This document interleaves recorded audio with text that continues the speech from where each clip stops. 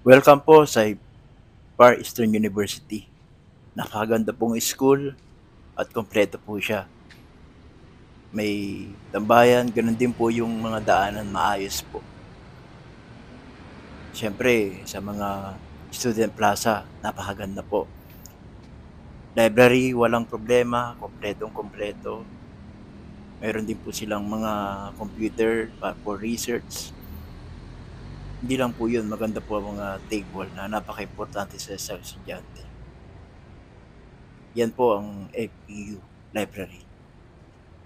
Siyempre sa paligid po nito makikita po natin yung mga condo, mga establishment katulad po ng kapehan. Siyempre importante po yan sa mga Pilipino. Anyway, ako naniniwala din po ako na isa sa pinaka-importante yung accessible kapag ka magpo-commute ka. Available ba yung jeep, yung mga bus. Kita po natin nasa gilid lang po yung school sa kalsada. So,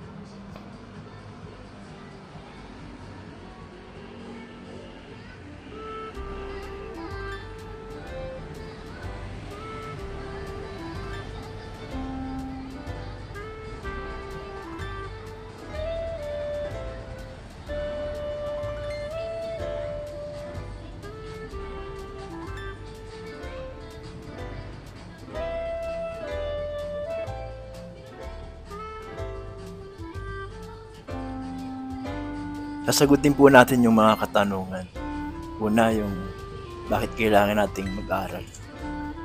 Napaka-importante po yan dahil kapag may pinag-aralan ka, mas madali kang magbasa, magsulat, at mas madali mong maiintindi yung mga dokumento na kailangan sa pang-araw-araw na buhay. Hindi lang po yun, siyempre kapag may pinag-aralan ka, kahit papaano, may advantage ka rin, lalo na sa mga communication at saka mga public documents. Yung pangalawang tanong din po ay, ano bang may tutulong sa atin? Kapag ka po ay ikaw ay lumaking mahirap, pwede po maging puhunan ng pagkakaroon ng magandang edukasyon o pagtatapos sa isang course. Ganoon din po sa paghahanap ng trabaho. Madali lang po maghanap ng trabaho kung may tinapos ka. Yun din yung malaking tulong kapag may pinag-aralan ka.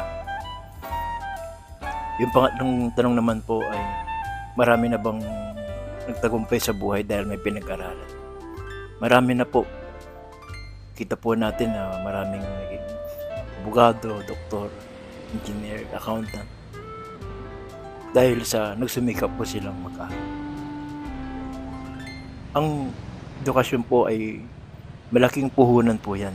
Armas po yan. Lalo na sa taong nagsimula sa walang-wala.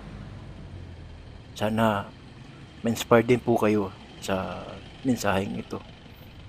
Kung gaano kahalaga ang edukasyon sa ating buhay. Lalo na sa ating mga may hirap. Alam ko, ito ay isang susi para makabangon tayo sa kahirapan. At kung ano man yung mga pinagdadaanan natin, alam ko, ang edukasyon din po ay kayang wakasan yung ating mga yung sobrang pinagdadaan ng kahirapan. At sa mga estudyante din po dyan, pilitin nyo pong matapos. Isipin mo mga pangarap mo, pamilya mo, at ang kinabukasan mo. Maraming salamat.